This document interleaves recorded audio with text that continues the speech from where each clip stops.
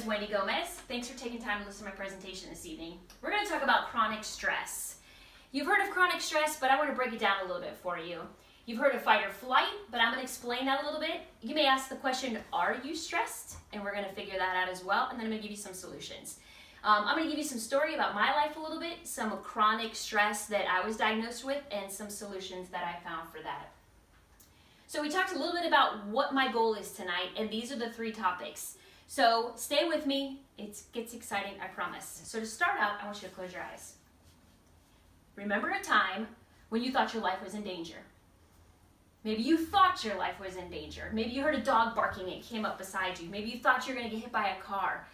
Now, what started happening to your body? Do you remember your heart rate increasing? Well, that made your blood pressure go up. Your muscles tightened, that was your adrenaline. Now, what if you started breathing really heavy in through your nose and out of your mouth? That meant that your oxygen was going. All of your systems are in overdrive. That is known as fight or flight. Now, open your eyes. The actual fight or flight response is, and according to an article in the Harvard Medical Health publication at harvardhealth.edu, published in March of 2011, that this fight or flight is a combination of responses that the human and the animal were given so instinctively their body could quickly react and escape a life-threatening situation. So now we're going to talk a little bit about fight or flight and unpack it a little bit more. The physiological effects, we talked about that a little bit. You know when that starts to happen to your body. Imagine if that amount of stress never stopped. If you always felt the stress of all of your systems working, your adrenaline pumping, your blood pressure. Maybe you can't get an organized thought because you have so many things going through your head, which are part of fight or flight.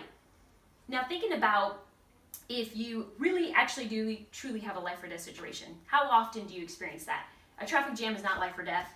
A relationship is not life or death. Even going into a class and realizing you missed an exam is not life or death. But if your body constantly thinks it is, it's in chronic stress. So for me, my fight or flight was food. And I found out that there were things that my body was responding to that actually kept it in a constant state of adrenaline pumping. 2 triggers for me were caffeine, which acts as an alertness and a metabolism, which means those 2 things have caused my body to constantly be running, and it never really got a break. They cause havoc on your nervous system. The other is carbohydrates. They have a hard time being digested, and as a result, your insulin and your pancreas just keep working overtime. So you've got to find ways to actually give your body a break, or it leads to potentially type 2 diabetes or hypoglycemia. Next, we're going to ask the question, but am I stressed? I wouldn't really think of myself as someone who's stressed. So thinking about some of the questions, what does actually stress mean?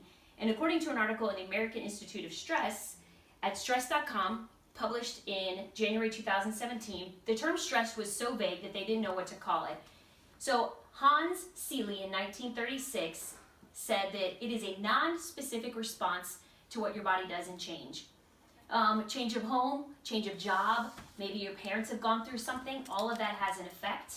That also affects your emotions. All of that will factor into your stress levels. Illness, if you've ever had an injury, maybe you've been in an accident, that will all cause your body to be stressed. So now solutions. One question was medicine. Of course, I was given the option of medicine, never filled the prescription, and I thought, I'm not going to start my body on that.